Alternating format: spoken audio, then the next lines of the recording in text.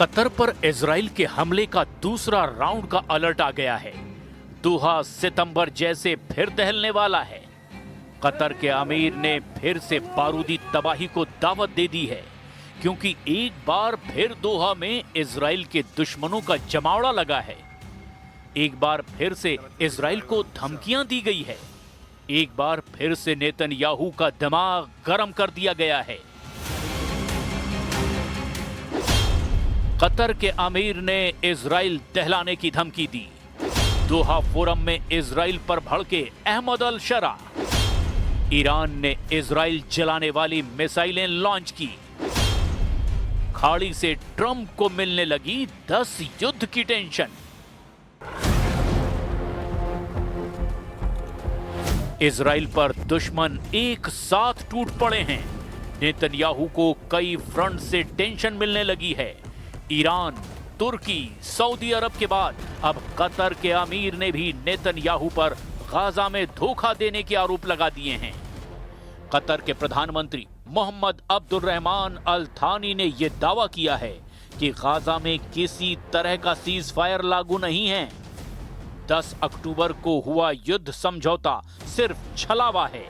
और इतना ही नहीं, अल थानी ने इजराइल विरोधी कतर, तुर्की, मिस्र के साथ मिलकर के अब नया एक्शन प्लान बनाने का भी ऐलान कर दिया है।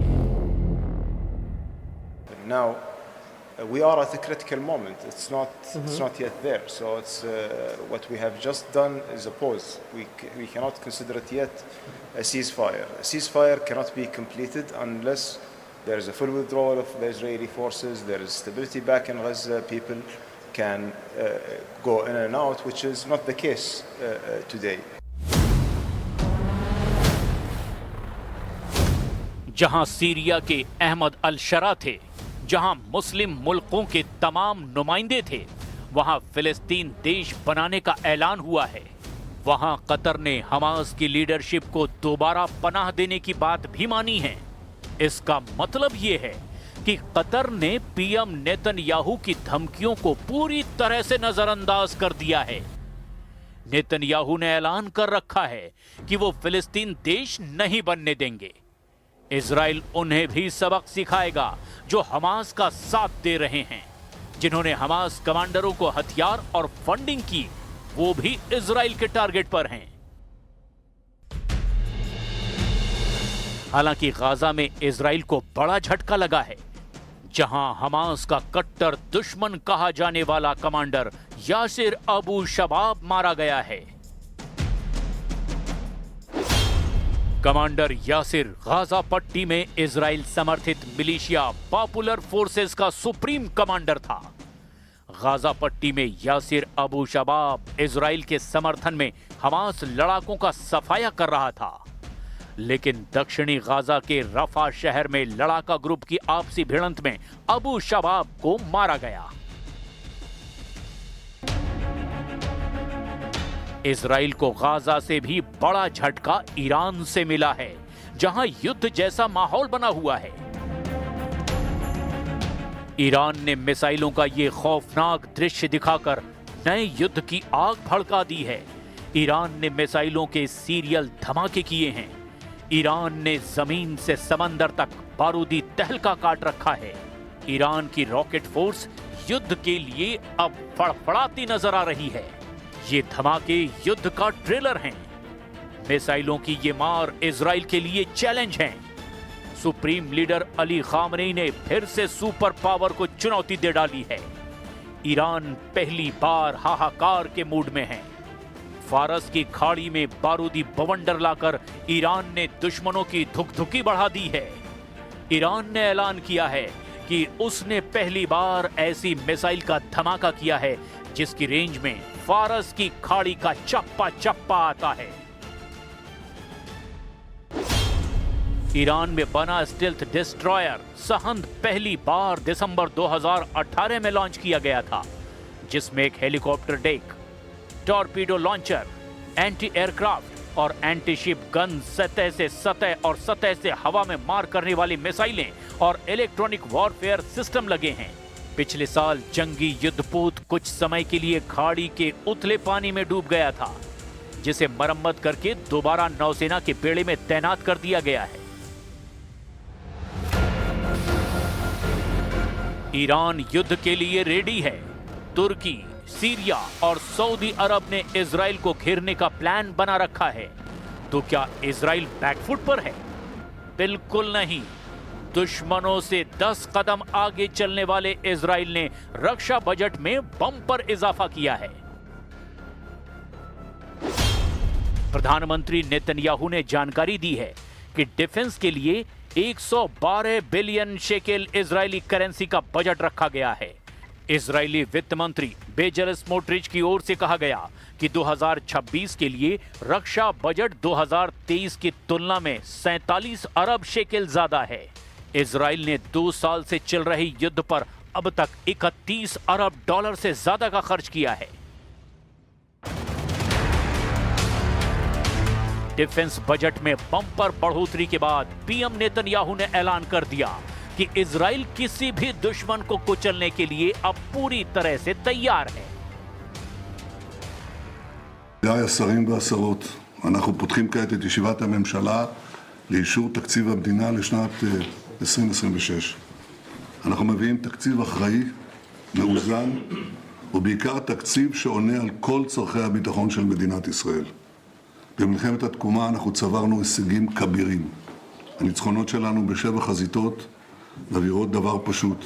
מדינת ישראל היא המדינה החזקה ביותר במזרח התיכון, ואני מוסיף, וזה גם קשור, יש לה כלכלה חזקה ויציבה. रक्षा बजट की जानकारी के साथ नेतन्याहू ने नए मोसाद चीफ रोमन गोफमैन की नियुक्ति की घोषणा की। रोमन को 2020 में 210वीं बाशान डिवीजन का कमांडर बनाया गया था। ये डिवीजन सीरिया में अहम सैन्य ऑपरेशन अंजाम देती है। अक्टूबर 2023 में जब हमास ने गाजा पर हमला किया था, उस समय गोफमैन इन्फेंट्री ट्रेनिंग सेंटर के चीफ थे। हमास के हमले के पहले दिन रोमन गंभीर रूप से घायल हुए थे। इलाज के बाद रोमन को पीएम ऑफिस में काम दिया गया और अब जनरल रोमन गोफमैन जून 2026 से मोसाद चीफ का जिम्मा संभालेंगे। אני מביא היום את מינויו של האלוף רומן גופמן לראש המוסד הבא. רומן הוא מפקד עתיר הישגים. בצה"ל הוא ליווה אותי כמזכירי הצבאי. הוא ליווה אותי.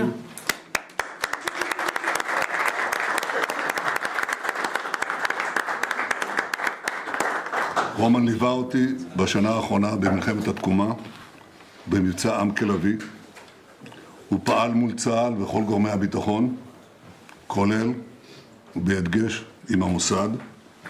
הוא בעל תכונות מוכחות של מנהיגות, יצירתיות, תחכום, תחבולנות, בקנה מידה עולמי. इजराइल अपनी सैन्य तैयारियों के साथ नए नए हथियारों से भी दुश्मनों को खौफ से भर रहा है। इजराइल ने अपने सबसे शक्तिशाली और सस्ते air defence system iron beam laser system को वॉर जोन में तैनात किया है।